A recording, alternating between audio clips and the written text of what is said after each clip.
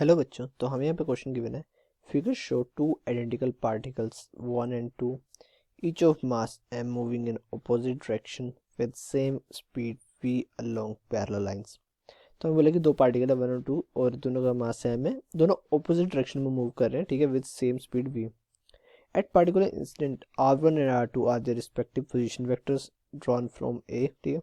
r1 और r2 जो है वो उनके पोजीशन वेक्टर है जो a पॉइंट से ड्रॉ करेंगे, ठीक है।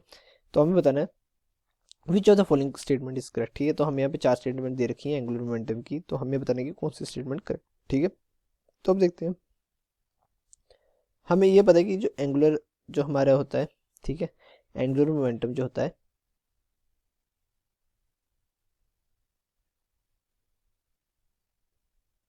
वो होता है L equal to M into R1 cross V, ठीक है। ये होती है वेक्टर फॉर्म। मैंने पार्टिकल 1 के लिए लिखा, ठीक है, तभी मैंने R1 लिखा है। अब जो स्केलर फॉर्म होता है वो किसके इक्वल होता है, M V into D one, ठीक है। ये पार्टिकल 1 के लिए, ठीक है। तो ऑप्शन 1 में देखो, ऑप्शन ए में दे रखा है कि angular momentum L1 for particle 1 about A is equal to L1 vector equal to M V R1 vector, ठीक है। तो ये जो हमारा गलत है, क्योंकि ये देखो हमें यहाँ पे दे रखा है, एक तो वेक्टर दे रखा है, ठीक है, और ऊपर से यहाँ पे क्या आएगा एम वी D1 आना चाहिए। यहाँ पे क्या लिखा है, R1 लिखा, तो हमारा ऑप्शन क्या है, गलत है, ठीक है।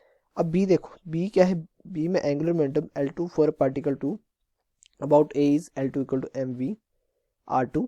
और यहाँ पे देखो ये जो डॉट है ये डायरेक्शन रिप्रेजेंट करे कि जो है वो कमिंग आउट ऑफ जो एंगुलर जो हमारी मूवमेंट है वो उसकी डायरेक्शन बाहर की तरफ है। तो अगर हम यहाँ से देखें तो जो डायरेक्शन होगी वो एंगुलर मोमेंटम की अंदर वाली साइड होगी, ठीक है। तो ये हमारा ये बी ऑप्शन भी क्या है, गलत है। और जो फर्स्ट ऑप्शन जैसा सेम है इसमें भी कि यहाँ पे R2 है, बल्कि यहाँ पे क्या होना चाहिए, D2 होना चाहिए, ठीक है। तो ये भी गलत है, ठीक है। अब देखो हमारे पास सी ऑप्शन है, total angular momentum of the system about A is L vector equal to M B into R1 plus R2, ठीक है। तो यहाँ पे देखो अब ये जो सी ऑप्शन है ए और बी का ऐड करके दे रखा है, ठीक है। तो ए भी गलत है, बी भी गलत है, तो सी ये हमेशा हमारा जो है वो गलत होगा, क्योंकि ये तो गलत ही है कि यहाँ पे R1 होगा नहीं, यहाँ पे D1 होना चाहिए था, यहाँ पे D2 होना चाहिए था, ठीक है। तो यहाँ पे सी ऑप्शन भी हमारा गलत है।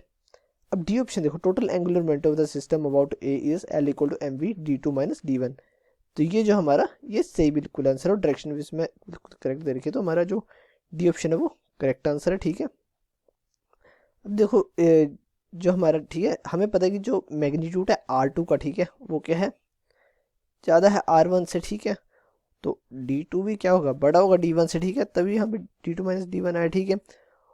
और जो क्या है कि हमारा जो एम वी D2 है, ठीक है, उसकी डायरेक्शन क्या है, इनसाइड द पेज आ रही है, मतलब जो है वो एम वी हमारा D2 है जो वो आ रहा है इनसाइड द पेज, ठीक है। ये उसकी जो एंगुलर मोमेंटम की डायरेक्शन है वो इनसाइड द पेज है, और एम वी D1 की जो डायरेक्शन है वो आउटसाइड द पेज है, ठीक है।